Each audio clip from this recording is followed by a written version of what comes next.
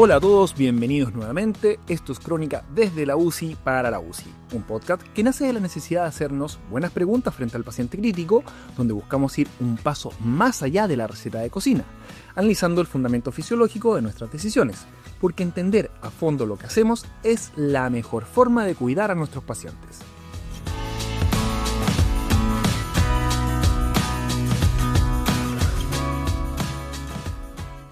Una nota breve antes de empezar. Estamos fortaleciendo nuestras redes de educación crítica en alianza con el Dr. Luis el Intensivista. Los invito a seguirlo en sus canales de YouTube y redes sociales, ya que estaremos colaborando activamente en los nuevos cafés críticos, con invitados internacionales desde España hasta distintos rincones de Latinoamérica. Gracias por su sintonía constante. Recuerden que el respaldo científico y la bibliografía de este episodio ya están cargados en la descripción. Dicho esto, comencemos. Hoy hablaremos de esa sensación que todos hemos tenido en el turno.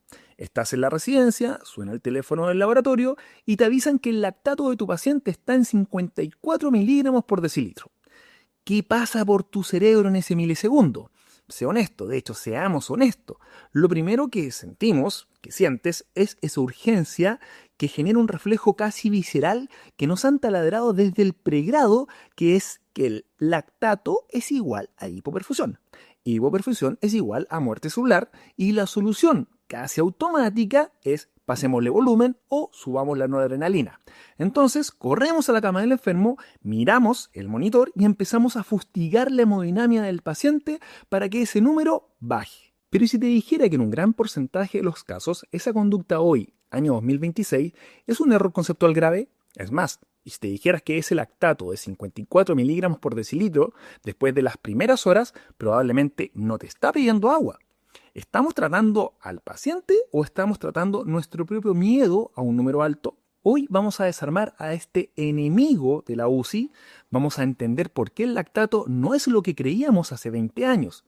¿Por qué la tasa de aclaramiento es un término que fisiológicamente no se sostiene?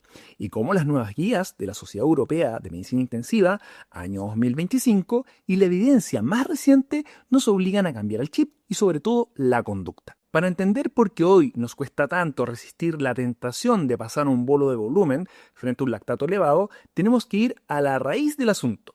Todo esto comenzó con fuerza en los años 60 y 70, y aquí es obligatorio citar a Vincent, Innes y Baker en aquel famoso tributo del 2012 al profesor Max Harry Wales.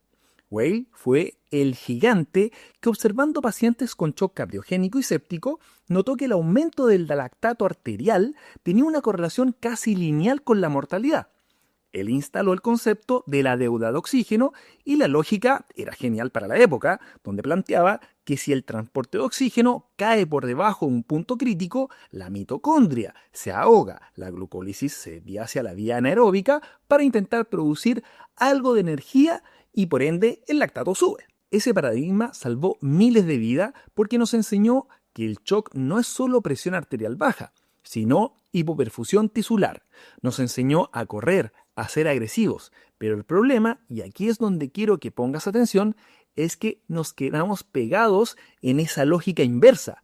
Convertimos una observación fisiológica, como que le falta de oxígeno produce lactato, en una ley universal que dice que todo lactato alto significa que falta oxígeno. Lamentablemente, esta simplificación histórica es la que nos lleva a la conducta automática de administrar volumen e iniciar o subir vasopresores cada vez que el laboratorio nos avisa de un número alto.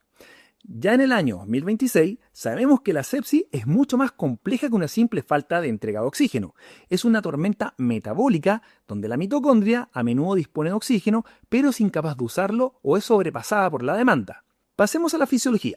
Según Levy, Hernández y Tacón, en su revisión del Intensive Care año 2025, la mayoría del lactato que vemos en un paciente séptico reanimado se produce en condiciones aeróbicas. Esto es disruptivo porque nos dice que hay oxígeno en los tejidos. La saturación venosa central puede estar en rangos y aún así la célula sigue, digamos coloquialmente, escupiendo lactato. ¿Por qué sucede esto? Bueno, la respuesta está en la estimulación beta-2 adrenérgica. Piensa en lo que hacemos en la UCI, en donde usamos noradrenalina a dosis importantes, a veces adrenalina, y el propio paciente tiene una tormenta de catecolaminas endógenas. Esa estimulación beta-2 activa la bomba sodio-potasio ATPasa. lo que consume una cantidad brutal de energía y dispara la glucólisis para intentar suplirla. Es como un motor de carreras funcionando al máximo de revoluciones.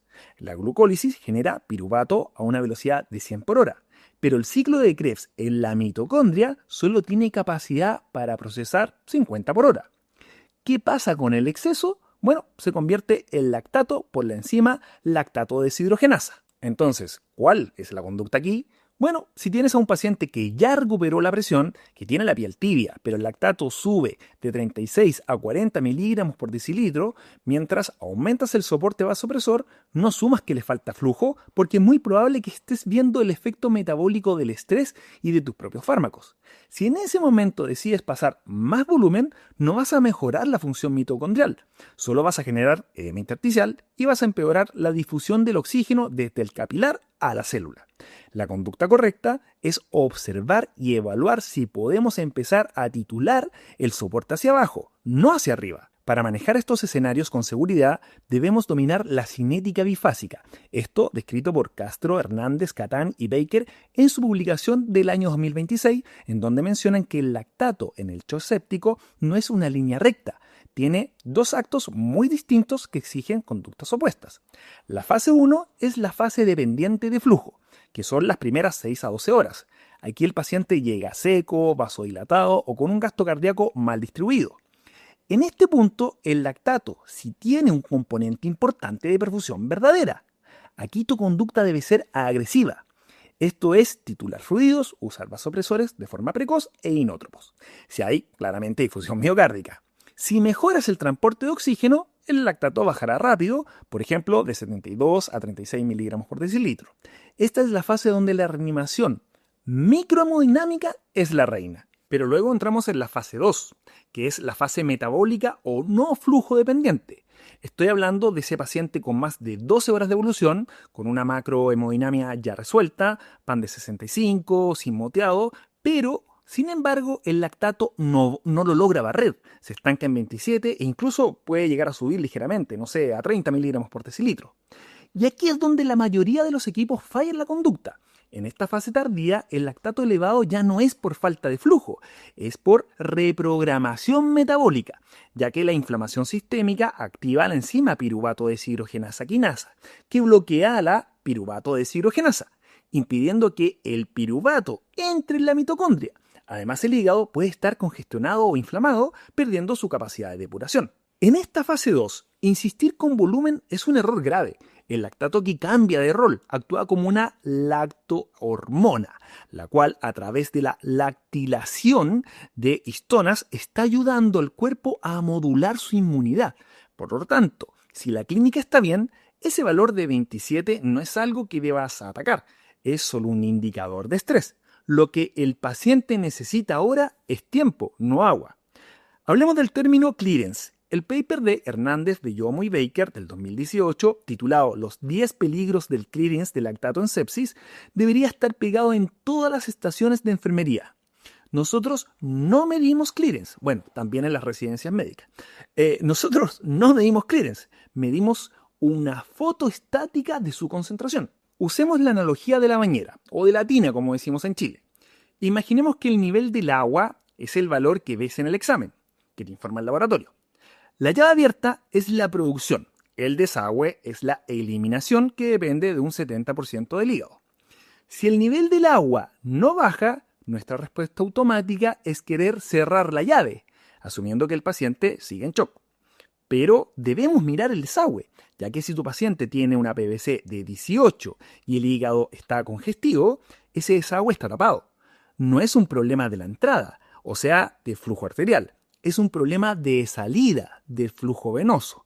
Recalcando el concepto es que no le falta sangre arterial para nutrirse, le sobra presión venosa que no lo deja drenar. Por lo tanto, la conducta clínica cambia radicalmente, ya que si tienes un lactato que no baja y un paciente con signos de congestión, la solución podría ser parar los fluidos o incluso iniciar diuréticos. Al descongestionar el hígado, restauras el gradiente de presión transhepático y el lactato empezará a bajar. Si bien esto es contraintuitivo, para muchos, es fisiología aplicada de alto nivel. Interpretar una caída lenta del lactato como falla de la reanimación sin mirar la función hepática o la congestión venosa te llevará directamente a la sobrereanimación iatrogénica. Considerando todo esto, ¿qué nos dicen las directrices de la Sociedad Europea de Medicina Intensiva del año 2025 lideradas por Monet y Baker? Bueno, ellos han puesto orden en la casa con dos recomendaciones de conducta muy claras. 1. Diagnóstico. El lactato es el rey para detectar el shock. Un valor mayor a 18 miligramos por decilitro o 2 milimoles litros con hipotensión es shock hasta que se demuestre lo contrario. Úsalo como tu principal bandera roja para iniciar la famosa hora de oro. 2. Guía de reanimación. Aquí es donde el consenso es tajante. Se sugiere no usar la normalización del lactato como el único objetivo final.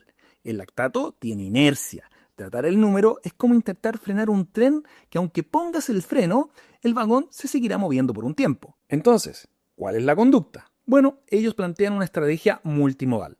La guía del 2025 y el trabajo de Hernández en Annals of Intensive Care proponen usar el tiempo de higiene capilar o Capillary Refilling Test como guía del minuto a minuto. El higiene capilar responde de forma casi instantánea a los cambios en el flujo.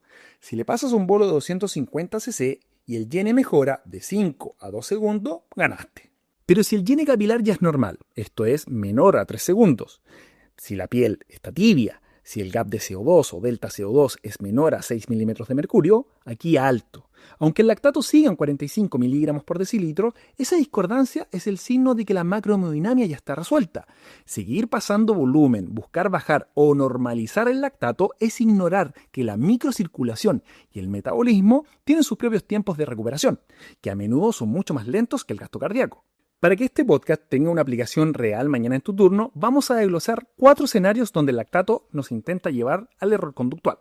Escenario 1 es el lactato hidrorrespiratorio. Supongamos un paciente con neumonía grave, taquipneico, usando musculatura accesoria. El lactato está elevado y aparece el reflejo de hay hipoxia, hay que intubar. Puede que debas intubar, pero no por el lactato. Ese lactato no es tisular, es muscular. Los músculos respiratorios están trabajando al límite con alta carga adrenérgica. Al intubar y sedar, el lactato cae rápidamente, no porque mejore la oxigenación, sino porque dejaste de producirlo. Escenario 2, cirrosis y falso alarmismo. Supongamos un paciente cirrótico en shock con lactato muy alto. El número claramente impresiona, pero a su vez engaña. El problema es el aclaramiento. El hígado no drena. Pequeñas variaciones de producción generan grandes cifras plasmáticas. En cirrosis, el lactato es un mal marcador de perfusión. No lo persigas, mira el relleno capilar y el estado neurológico. Escenario 3, metformina y mitocondria bloqueada. Supongamos paciente diabética, falla renal aguda, lactato muy alto, pero despierta, calientita, perfundida, normotensa. Y esa discordancia es clave. Esto no es shock, es hiperlactatemia tipo B.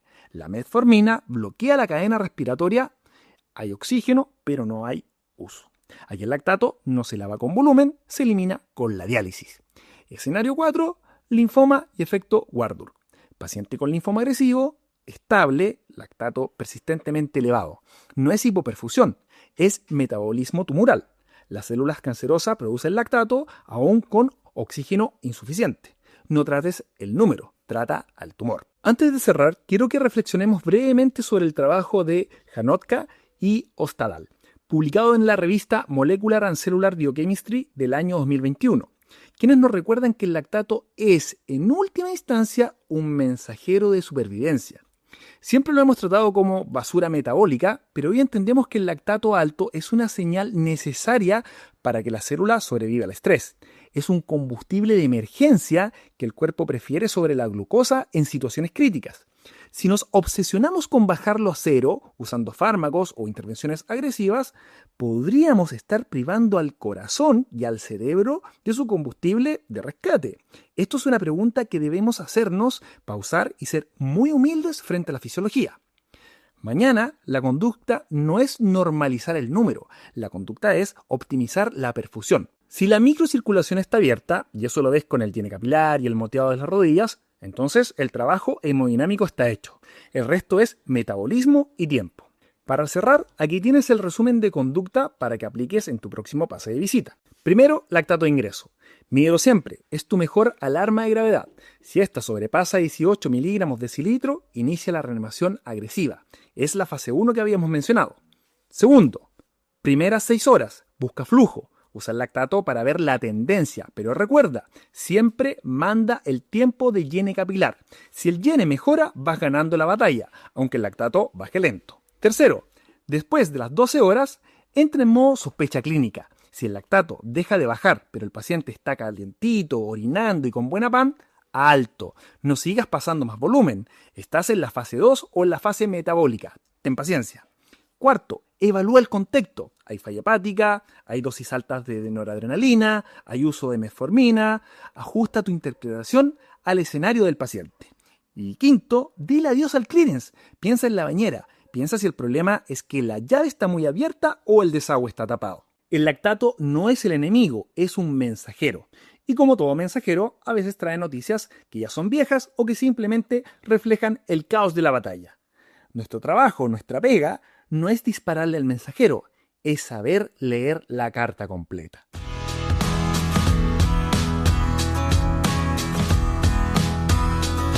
Nos escuchamos en el próximo episodio. Mientras tanto, que cada pase de visita sea un pequeño laboratorio, menos rito, más razón, menos culto el número, más ciencia básica, bien fresca en la mente. Que tengan un buen turno.